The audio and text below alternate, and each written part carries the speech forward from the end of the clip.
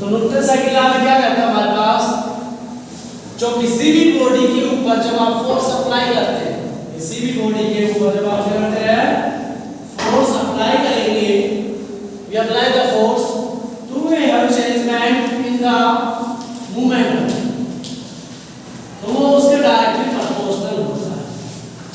ठीक है, कि जब न्यूटन का साइकिल लॉ कहता है जो फोर्स अप्लाई करोगे किसी ऑब्जेक्ट पे, तो उस ऑब्जेक्ट के जो चेंजमेंट आएगा वो किसके कारण, उसके change in linear momentum, rate change of linear momentum, इसकी वजह से आएगा जी rate change of linear momentum. अब हम कहते हैं लीनियर मोमेंटम क्या होता है आपके पास, पहले भी हमने पढ़ा है ये लीनियर मोमेंटम 9th क्लास में आता है। लीनियर मोमेंटम क्या होता है, लीनियर मोमेंटम क्या होता है बेटा जी, इसको हम जो डिनोट करेंगे उसका सिंबल है स्मॉल। ठीक है, तो linear momentum E equal to product of mass and velocity, mass into velocity, ये अपना क्या होता है लीनियर मोमेंटम। क्या होता है ये लीनियर मोमेंटम होता है बेटा जी। ठीक है, लीनियर मोमेंटम की जो अपना मैथमेटिकल फॉर्म आ गया m into v, linear momentum की SI जो यूनिट हो जाएगी वो क्या हो जाएगी, SI unit of linear momentum, SI unit क्या हो जाएगी kg मीटर पर सेकंड, ये अपने पास SI यूनिट हो जाएगी। CGS यूनिट की यदि मैं बात करूं इसकी जो CGS यूनिट होगी वो होगी अपने पास ग्राम सेंटीमीटर पर। तो ये अपना लीनियर मोमेंटम के बारे में हो गया। ये होता क्या है कि ये प्रोडक्ट होता है आपका मास और वेलोसिटी का। ठीक है, तो इससे mathematical formula mass into velocity हो गया और इसके सही यूनिट kg मीटर पर सेकंड स्क्वायर, उसकी सीधी यूनिट न्यूटन। क्लियर, अब हम क्या करेंगे, इसको न्यूटन के जो साइकिल लॉ की डेफिनेशन है उसमें इसको पुट आउट करेंगे बेटा जी। ठीक है, ऐसे देखिए force is equal to change in linear momentum, force d upon dt, p की वैल्यू क्या है, mass into velocity, mass into velocity.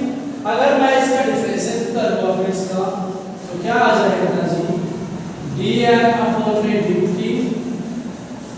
ठीक है, तो इसका जो कांस्टेंट हो गया term into v plus m into dv upon dt।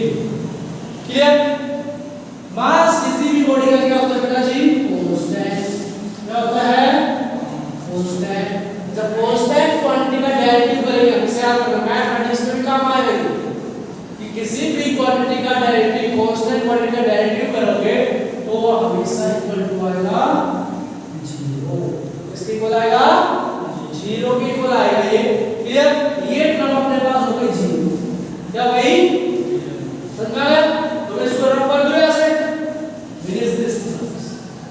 अब क्या हो गई, n into v give velocity, change in velocity upon time, change in velocity upon time क्या कराता है, acceleration। क्या कराता है, तो f is equal to m into a, ये हमारा जनरल फॉर्मूला हो गया उसका, जो हम डायरेक्टली पढ़ते हैं न्यूटन के साइकिल लॉ में ये बोला जाता है mass into acceleration, mass into acceleration. ठीक है, तो न्यूटन का जो साइकिल लॉ है वो क्वांटिटी की डेफिनेशन बताता है, कैलकुलेट करता है। न्यूटन का साइकिल लॉ कैलकुलेट करता है फोर्स।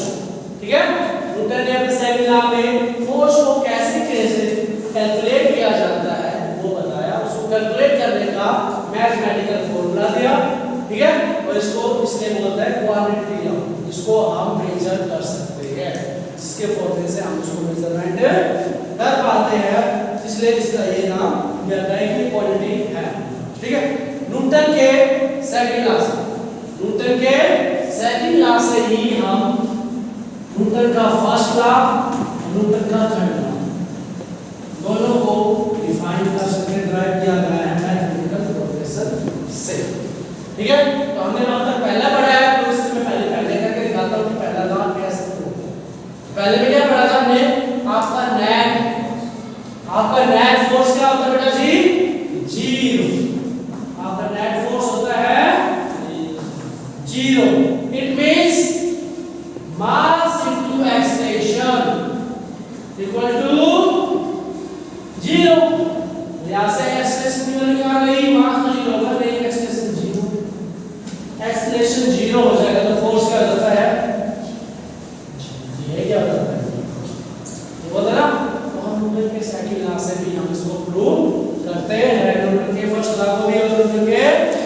सेकंड लॉ को भी हम इससे प्रूव कर सकते हैं कि किस प्रकार से इसको किया जाता है।